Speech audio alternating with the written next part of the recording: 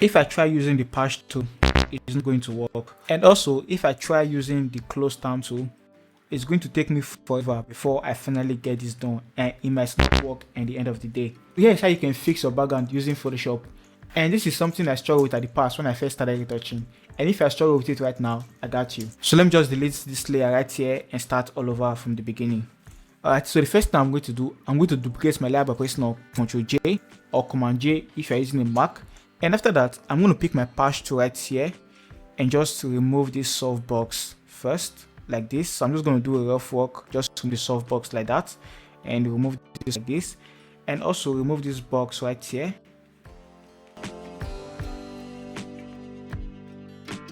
Now after doing this rough work, what I'm going to do, I'm just going to make a rough selection. So I'm going to pick any selection tool, but I'm going to use this polygonal lasso tool right here. You can use the lasso tool if you want to use the polygonal lasso tool. So I'm going to make a selection of where I want to fix. So like this, I'm just going to make a rough selection of where I want to fix. Alright, after making the selection, the next thing I'm going to do, I'm going to come to my edit right here. Once I click on edit, I'll come to my content aware fill right here. I'm going to click on it.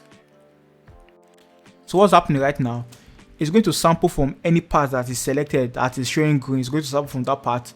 Because this part are selected, that's why if you look at this image right here, it's selecting this part because it's selected. So what you're going to do, click on this first tool right here and make sure your minus is selected and just remove it from the subject and also remove it from this tool. Or if you have any object in the image, just remove it from the image. Just make sure only the background is selected so you can take sample from the background like that. Alright, and now I'm going to click on OK and just press on Ctrl D to deselect. So let's see our before and after. So this is before and this is the after. And if you look at this background, you can see they are rough, it's not smooth. So I'm going to show you how you can smoothen it out right now. So just click on this first layer right here, which is the background fixed layer, and just press Ctrl and click on this layer 1 right here, which is the first layer duplicated, and just merge it together. So right click and just click on merge layer like this to merge both layers together. So here's how you can easily smoothen out your background. To do that, we're going to select the subject and remove it from the background. And you can use any selection tool you want. You can use this quick selection tool right here, or you can use the object selection tool. So I'm going to click on this quick selection tool right here. So I'm going to click on select subject. I'm just going to select my subject for me.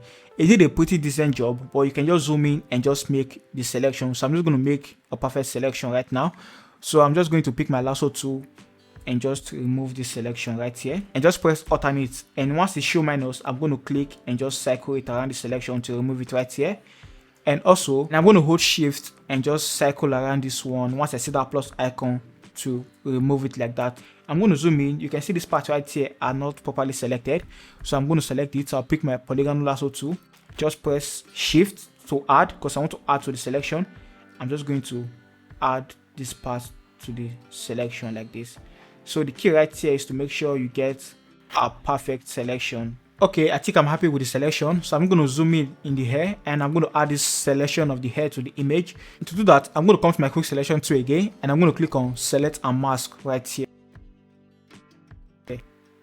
Once I click select and mask, I'm going to open the select and mask layer for me. So I'm going to click on refine hair right here. So once I click on refine hair, it's just going to refine the hair and make a perfect selection of the hair for me like that. And also I want to add this part to the selection. With these two selected right here, I'm going to add this part to the selection like this.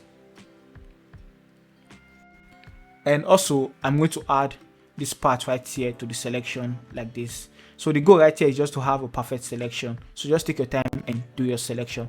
And next I'm going to do, I'm going to come to my smooth. I'm going to smooth the edge and also feather. I'm going to feather the edge a little bit to make it smooth. And after all that, I'm going to click on OK.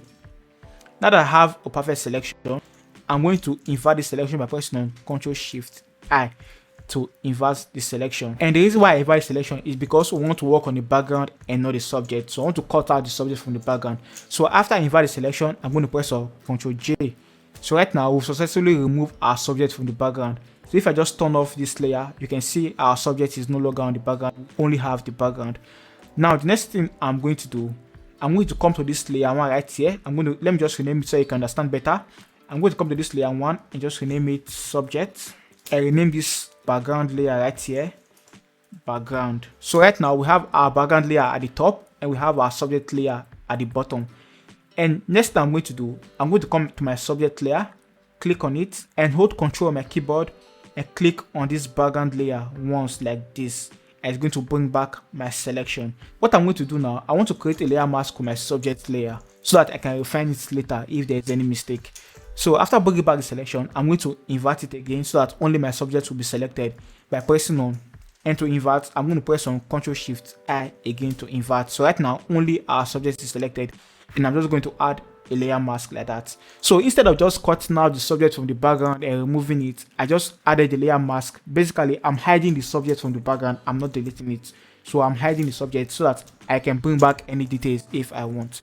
So after that, I'm going to click on this background layer and just drag it below my subject layer. So if I just turn off my subject layer, which is above, and I turn off my background layer, you can see we have just the background layer right here. So what I'm going to do, I'm going to turn it back on.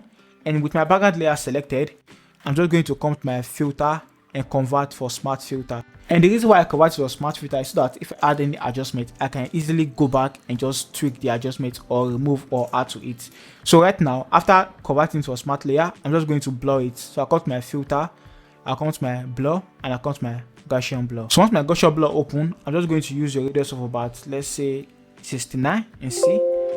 69 works. 69 works fine. I'm going to click on OK. So right now you can see our background is smooth and we still have our subject, everything is intact. And if you feel the blur is too much, you can just double click on this Gaussian blur right here because we convert it to a smart layer.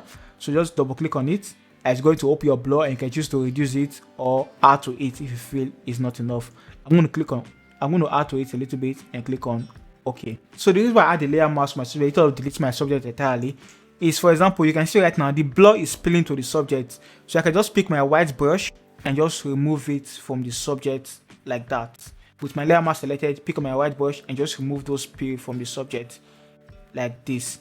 And also, if I feel this place right here that not blurry enough, I can just switch my black brush and just paint like this just to add that blur to this particular part of the image. So that's why instead of deleting my subject, I just added the layer mask so that I can bring back some details and also remove some details if I want for the image. So this image is looking good right now, but it lacks texture. So I'm going to show you how you can actually add texture to your image. So this is like a bonus for this tutorial. To add texture to this image, I already have a texture background which I downloaded from Adobe stock. So I'm going to look for that texture background in my laptop and just add this to Photoshop.